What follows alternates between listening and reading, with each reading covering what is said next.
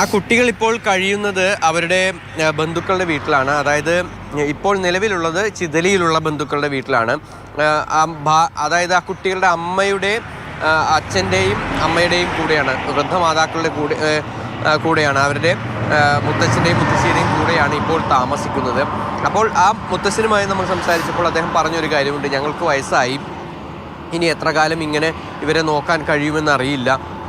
കാരണം ഇപ്പോഴും പേടിച്ചുകൊണ്ടാണ് ഇവരെയൊക്കെ നോക്കി വളർത്തുന്നത് എന്നുള്ള കാര്യങ്ങളൊക്കെ തന്നെ ആ മുത്തശ്ശൻ പങ്കുവെക്കുകയുണ്ടായി. കാരണം മറ്റൊന്നുമല്ല, ഈ പ്രതി പുറത്തായിരുന്ന സമയത്തും ഇവർക്ക് ഭീഷണി ഉണ്ടായിരുന്നു. ഏതെങ്കിലും തരത്തിൽ അപായപ്പെടുത്തുമോ എന്നൊരു ഭയമുണ്ടായിരുന്നു. ഇപ്പോൾ പ്രതി പിടിയിലായിട്ടുണ്ട്. പക്ഷേ പ്രതി പിടിയിലായെങ്കിലും അയാൾ ഇനിയും പുറത്തിറങ്ങുമോ എന്നൊരു ഭയപ്പാട് അവർക്ക് ഇപ്പോഴുമുണ്ട്. കാരണം മറ്റൊന്നുമല്ല, അമ്മയെ കൊലപ്പെടുത്തിയ ശേഷം 4 വർഷം ജയിലിൽ കിടന്നു, അതിനുശേഷം പുറത്തിറങ്ങി. അപ്പോൾ ഇയാൾക്ക് സ്വാഭാവികമായും ഇത് ഇത്രയൊക്കെ ഉള്ളൂ എന്നുള്ളൊരു തോന്നൽ ഒരുപക്ഷെ വന്നിട്ടുണ്ടാകാം എന്നുള്ളതാണ് ഈ കുട്ടികൾ, അതായത് ഈ സുധാകരൻ്റെ മക്കൾ പറയുന്നത്. അങ്ങനെ ഒരു തോന്നലുണ്ടെങ്കിൽ ഇനിയും ഒരുപക്ഷെ ഇത്തരത്തിലുള്ള കുറ്റകൃത്യങ്ങൾ ചെയ്യാൻ സാധ്യതയുണ്ട് പുറത്തിറങ്ങുകയാണെങ്കിൽ. അതുകൊണ്ട് ഒരു കാര്യം കൂടി ഞാൻ ചോദിച്ചോട്ടെ. അതായത് തുടക്കത്തിലേ പറയുന്നുണ്ടായിരുന്നു, ഒരു ജ്യോതിഷിയുടെ അടുത്ത് നിന്നാണ് ഇദ്ദേഹത്തിന് ഇത്തരത്തിൽ അന്ധവിശ്വാസം പകർന്നു കിട്ടിയിട്ടുള്ളത്, അദ്ദേഹത്തിന് ഉപദേശങ്ങൾ ഉണ്ടായിരുന്നു എന്ന്. അങ്ങനെയെങ്കിൽ ആ മനുഷ്യനിലേക്ക് അന്വേഷണം നീളാനുള്ള സാധ്യതയുണ്ടോ? ഈ കൊലപാതകവുമായി ബന്ധപ്പെട്ട എന്തെങ്കിലും പ്രേരണ അവിടെ നിന്ന് ലഭിക്കാൻ സാധ്യതയുണ്ടോ?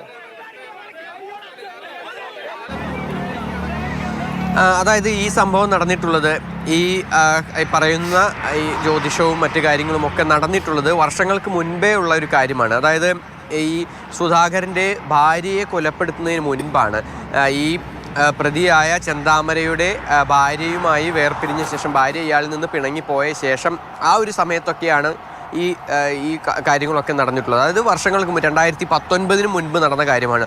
ഒരു പക്ഷേ ഇനിയിപ്പോൾ അതുമായി ബന്ധപ്പെട്ട അന്വേഷണത്തിലേക്കൊക്കെ കടക്കുമെന്ന കാര്യത്തിൽ വ്യക്തതയില്ല. കാരണം പോലീസിൻ്റെ അന്വേഷണം ഇപ്പോൾ ഈ കൊലപാതകത്തിനെ സംബന്ധിച്ചുള്ളതാണ്.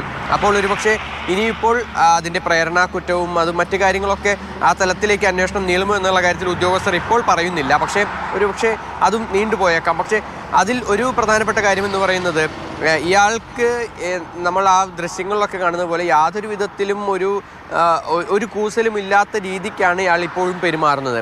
അതായത് ഈ ക്രൂരമായുള്ള കൊലപാതകങ്ങൾ അത് ചെയ്യുന്നതിൽ യാതൊരു വിധത്തിലുള്ള മനസാക്ഷിക്കുത്തും ഇല്ലാത്ത ഒരു വ്യക്തിയാണ് എന്നുള്ളതാണ്. അപ്പോൾ അങ്ങനെയുള്ള ഒരു വ്യക്തിക്ക് ഇതൊക്കെ, ഇത്തരം ഒരു ചെറിയ കാര്യങ്ങൾ പോലും ഒരുപക്ഷെ ഈ കൊലപാതകത്തിലേക്ക് നയിക്കാൻ ഇടയാക്കിയേക്കാം. അപ്പോൾ ആ തലത്തിലൊക്കെ ഒരുപക്ഷെ അന്വേഷണം നടന്നേക്കാം എന്നുള്ളത് തന്നെയാണ് നമുക്ക് മനസ്സിലാക്കാൻ സാധിക്കുന്നത്. കൃത്യമായി നടക്കട്ടെ, നീതി ലഭിക്കട്ടെ ഈ കുടുംബത്തിന്, ആ 2 ചെറിയ മക്കൾക്ക്. കാരണം കേരളം മുഴുവൻ ആഗ്രഹിക്കുന്നതും അത് തന്നെയാണ്.